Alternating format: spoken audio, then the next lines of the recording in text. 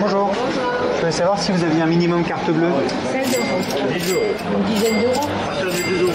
Oui, de 10 euros.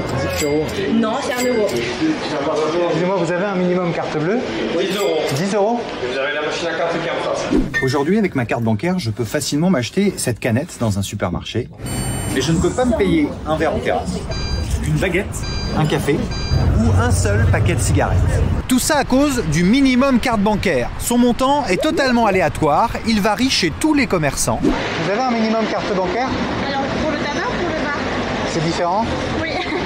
Mais c'est parfaitement légal du moment que ce minimum est affiché. Alors pourquoi font-ils ça? Eh bien on a trouvé 3 raisons.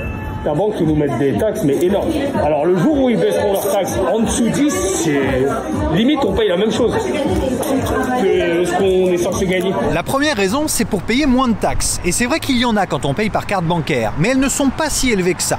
Pour le commerçant, il y a toujours une partie fixe et il y a aussi une partie qu'il négocie lui-même avec sa banque. Le taux est donc propre à chaque commerçant, mais il se situe en moyenne entre 0,4 et 0,8%, soit pour une dépense de 10 euros par carte, entre 4 et 8 centimes de taxes pour le commerçant.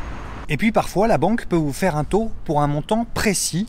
Si vous payez par carte en deçà de ce montant, la taxe pour le commerçant sera plus élevée.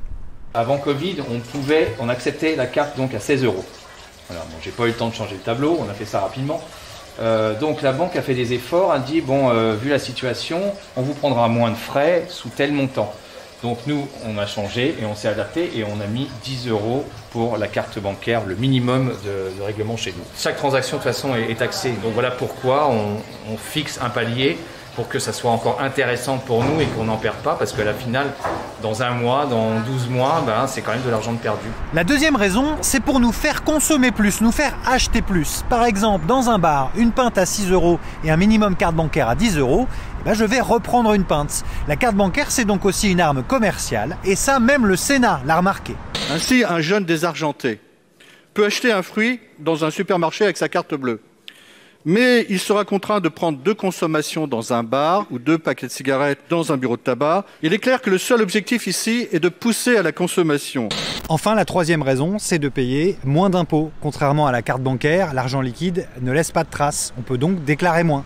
L'espèce dans les bars, ça permet de payer les extras, de ne pas déclarer non plus à la comptabilité, tout. Tu tapes pas les tables, donc du coup tu peux garder l'espèce pour toi. Et puis de pouvoir payer certaines choses comme le café, parfois les alcools, sans que ce soit déclaré. Un peu au cul du camion, ouais, ça se pratique souvent. Ça veut dire quoi, au cul du camion? Ça veut dire qu'il n'y a pas de facture. Donc c'est payé de la main à la main et beaucoup de cafetiers qui le pratiquent en fait. Mais oui, c'est courant.